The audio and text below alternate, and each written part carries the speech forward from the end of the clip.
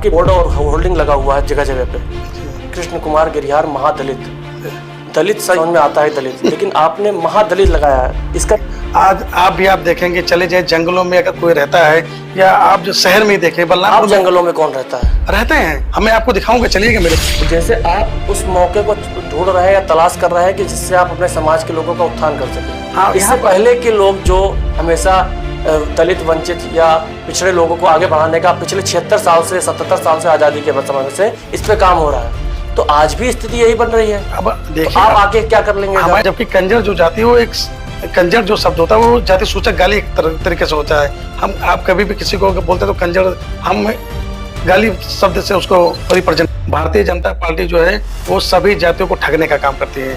जब बाबा साहेब का अपमान किया जाता है भारतीय जनता पार्टी के द्वारा, उनके संविधान का हनन करने की कोशिश की जाती, तभी। लेकिन अभी हाल ही फिलहाल में अम्बेडकर जयंती हुई तो देखा आपने कितनी बड़े तरीके से उत्सव मनाया गया, और भारतीय जनता पार्टी के बड़े बड़े नेता अलग अलग जगह पे। भारतीय जनता पार्टी तो हमेशा अवसर ढूंढती है लोगों को बेवकूफ बनाने के लिए। क्या मतलब है, सभी का सम्मान, सबको साथ लेके चलना है।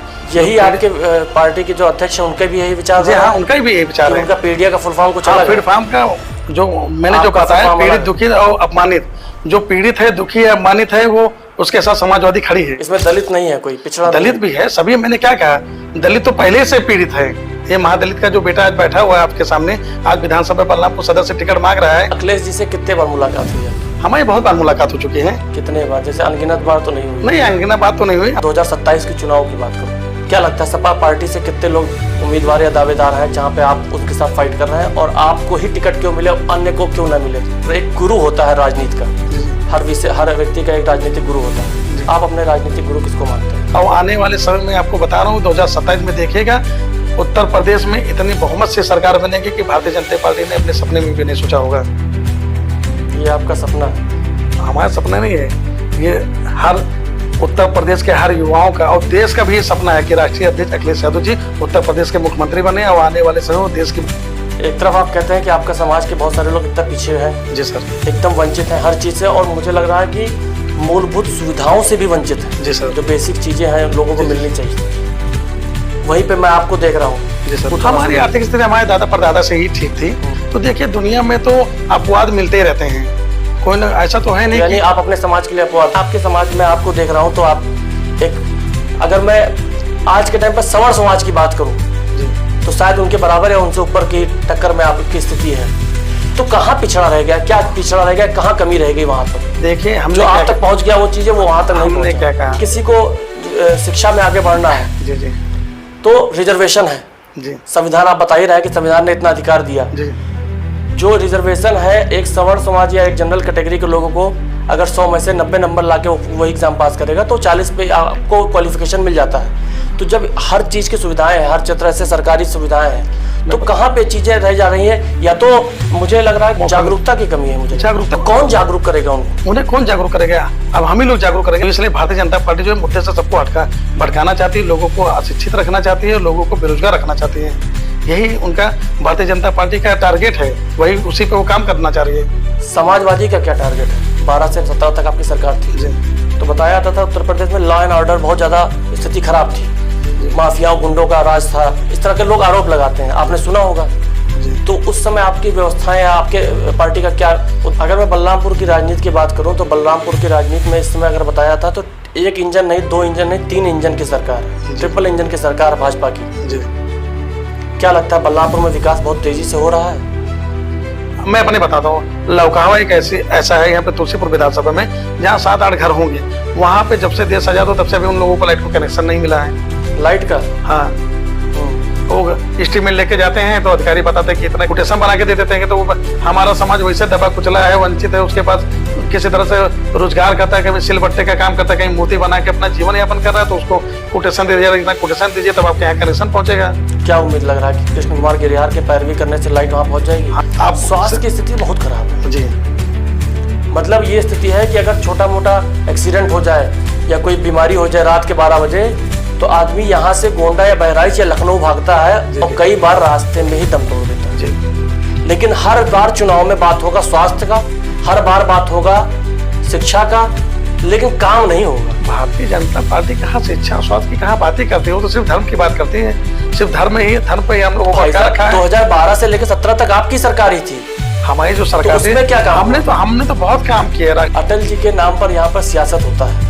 अभी देखा जाए तो लोकसभा का चुनाव जब था यहाँ पे, रिश्तेदार आए बताएं कि हम अटल जी के परिवार से हूँ, टिकट मांगने का प्रयास किया गया राजनीति में सक्रिय होने का। कि अटल जी को यहाँ की जनता ने भर भर के वोट दिया और स्वागत किया और प्रधानमंत्री और लोकसभा भेजने का काम किया। एक उम्मीद करेगी नहीं बलरामपुर की जनता कि मैं आपको यहाँ से जिता के वहां भेजा हूँ, तो कुछ तो बड़ा कर दीजिए जो बलरामपुर के लोग सोचते रह जाए कि हाँ इतना बड़ा काम हुआ। तो क्या कुछ मिला बलरामपुर को अटल जी से? समाजवादी के लोग सम्मान करते हैं और बलरामपुर में एक ऐसी तस्वीर देखने को मिली जो आश्चर्यचकित कर दे रही है हर एक व्यक्ति को। चौराहा है बलरामपुर में और आपके ही समाजवादी पार्टी के एक नेता है सलिल सिंह टीटू जी, उन्होंने अटल बिहारी वाजपेयी की मूर्ति लगवा दी। उसीलिए तो मैं अब आप सोचिए कि जो लोग भाजपा के लोग को जो सम्मान देना चाहिए था, ठीक है उन्होंने कुछ नहीं दिया, लेकिन सम्मान उनको क्योंकि पंडित अटल बिहारी वाजपेयी बड़ा सम्मानीय व्यक्ति थे, आदरणीय व्यक्ति थे, माननीय थे, लेकिन सम्मान के व्यक्त नहीं हुआ उस तरह से। लेकिन इनके दिमाग में आ गया कि इसको करना चाहिए। हमने क्या लगता है आपको कमी की जो भाजपा के 10 साल में कार्यकाल में नहीं हुआ और उसके पहले 5 साल समाजवादी पार्टी के यहाँ विधायक रहे जगराम पासवान जी, कौन से किस किस क्षेत्र पे और कहाँ कहाँ आपको कमी लग रही है?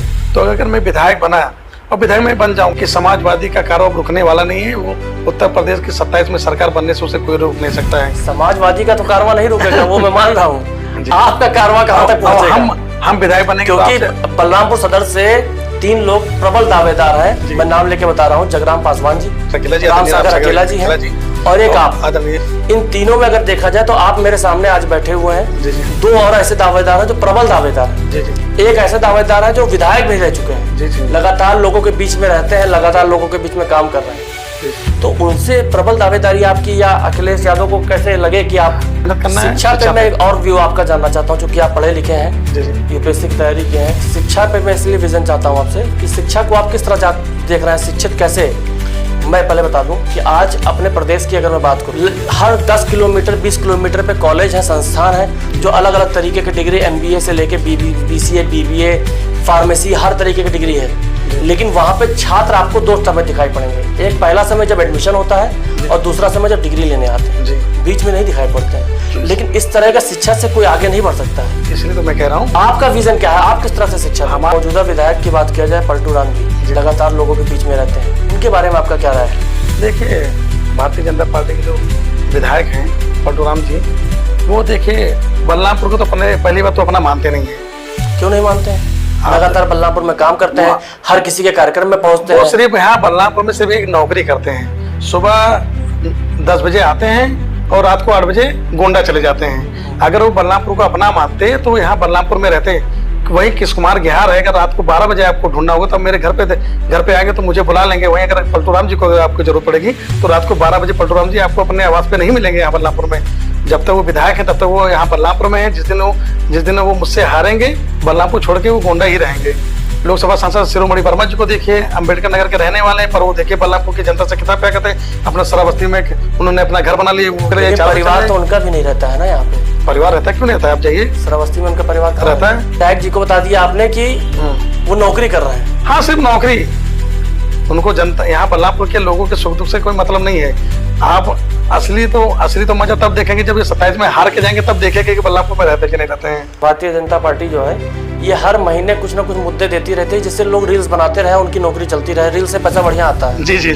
सिलेंडर पे कितना रील्स बन गया, पेट्रोल पंप पे रील्स बन गया। तो ये रोजगार दे रही है। आप उसको रोजगार नहीं मान रहे हैं, वो अलग बात है। लेकिन फिर भी 22 में आया, सरकार भाजपा बनाई 22 में। हमने क्या किया?